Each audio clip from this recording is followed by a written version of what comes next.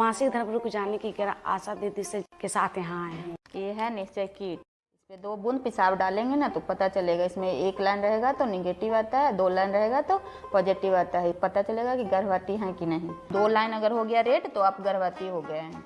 अब हम आपका पंजीकरण करेंगे। पंजीकरण इसलिए करेंगे कि आपको जो भी सरकारी सुविधा है वो आपको उपलब्ध हो जाएगी।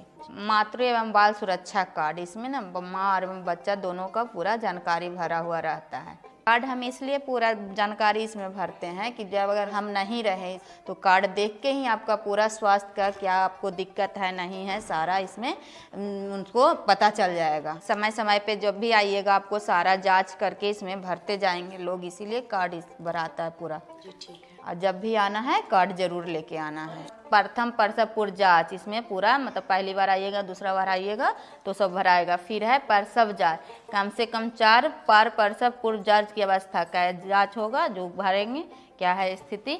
फिर रक्तदाब मतलब ब्लड प्रेशर जांच करेंगे, रक्त पेशाब ये सब जांच करेंगे, जो भी सब भरेंगे इसमें कितना आपका आया वो जो भरना है।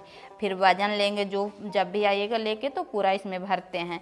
और टेटनस की सुई देते हैं उसका यहाँ पे भरते हैं। फिर आयरन और कैल्शियम की गोली देते हैं, हम कितना मात्रा में दे रहे हैं वो भरते हैं। अगर आपको पूरा गर्भावस्था के दौरान आप सही कोई जटिलता नहीं होगी तो कम से कम 4 जांच कराना जरूरी है। अगर आपको कोई दिक्कत हो जाएगी मतलब जटिलता हो जाएगी ना तो 4 से ज़्यादा बार भी आपको आना पड़ सकता है। चप्पल खोल के आप इस पे चढ़िए, वजन हम आपका करेंगे।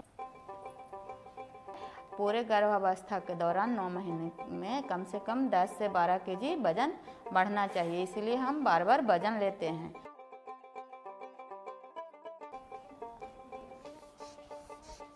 रक्तदाब की जांच इसलिए लेते हैं कि गर्भावस्था के दौरान अगर कोई दिक्कत है तो उसकी पुष्टि होती है। बढ़ा हुआ भी है तो भी दिक्कत होती है, कम है भी तो भी दिक्कत होती है। अभी तुम्हारा रक्तदाब नॉर्मल है जो हम तुम्हारा एमसीपी कार्ड पे, मातृत्व बाल सुरक्षा कार्ड पे लिख दे रहे हैं।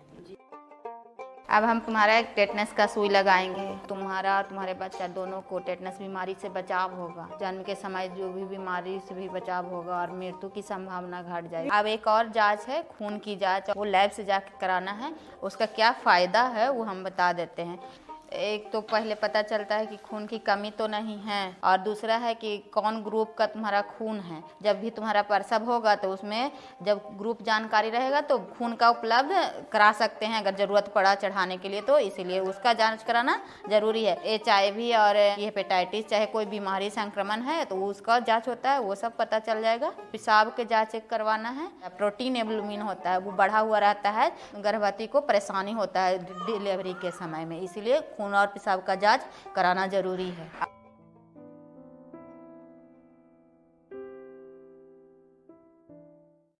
ये है आयरन की गोली।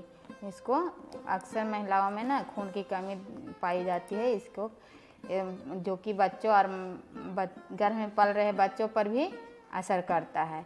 इसको रोज एक गोली रात में खाना है जिससे कि खून की कमी दूर होता है। आखिर तुम्हारे बच्चों को खून से जो रिश्ता जोड़ना है ना, इसी गोली से बनेगा। ये है कैल्शियम की गोली। इसको खाने से गर्भ में पल रहे बच्चों की मस्तिष्क को विकसित करता है और हड्डी भी मजबूत करता है, माँ को भी हड्डी मजबूत करता है। इस सुबह प्रतिदिन एक गोली खाना है। ये 180 गोली पूरा खाना है पूरे गर्भावस्था के दौरान। यह है कीड़े मारने की गोली। एक गर्भवती महिला को दूसरा तिमाही में मतलब कि 4 से 6 महीना के बीच में एक गोली लेना ज़रूरी है, क्योंकि इससे अगर पेट में कीड़ा होगा तो आपको जो भी खाइएगा खून की कमी हो जाएगा, नहीं बनने देगा खून, इसलिए एक गोली पूरे गर्भावस्था के दौरान लेना ज़रूरी है।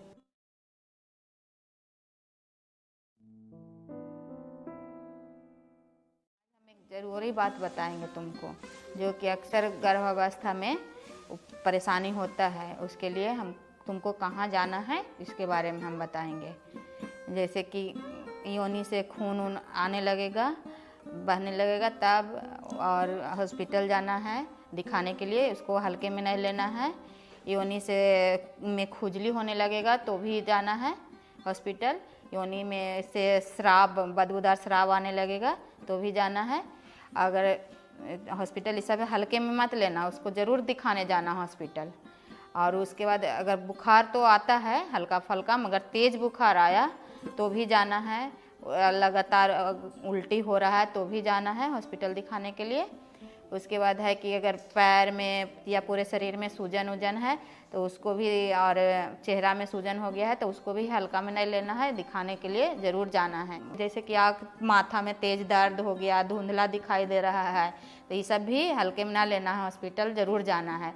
और जब तुम्हारा बच्चा जो गर्भ में है उसको जब ज़्यादा हरकत कम करेगा तो भी हल्के में नहीं लेना है, उसको भी हॉस्पिटल जाके दिखाना है कि बच्चा काहे मेरा सुस्त है गर्भ में। ये सब खतरा के लक्षण है, हॉस्पिटल में जाके दिखाना, उससे कोई दिक्कत होगा तो उसका फिर इलाज होगा, दवा हुआ चलेगा तो सारा चीज़ ठीक हो जाएगा। पेट की जांच में हम देखते हैं कि बच्चा बढ़त कर रहा है और बच्चा कुशल तो है।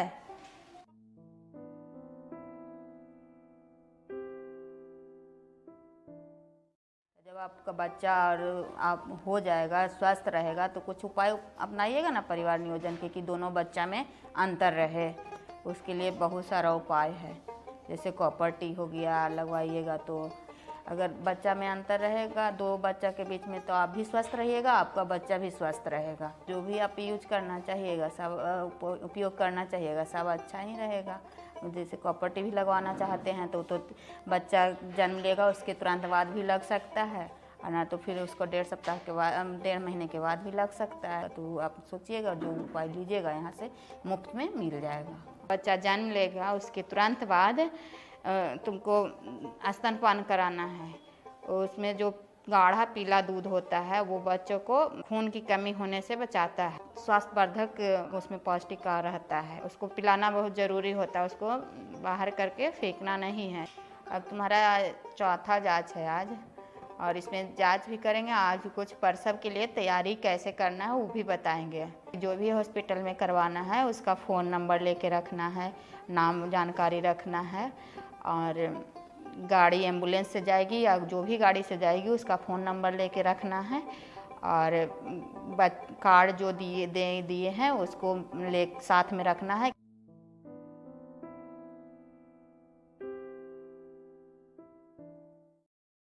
आप भी गर्भवती हैं तो आज ही अपने गांव की आशा या एएनएम दीदी से जाकर संपर्क करें और कम से कम 4 महत्वपूर्ण एएनसी जांच के बारे में अपने परिवार एवं सहेलियों को जरूर बताएं।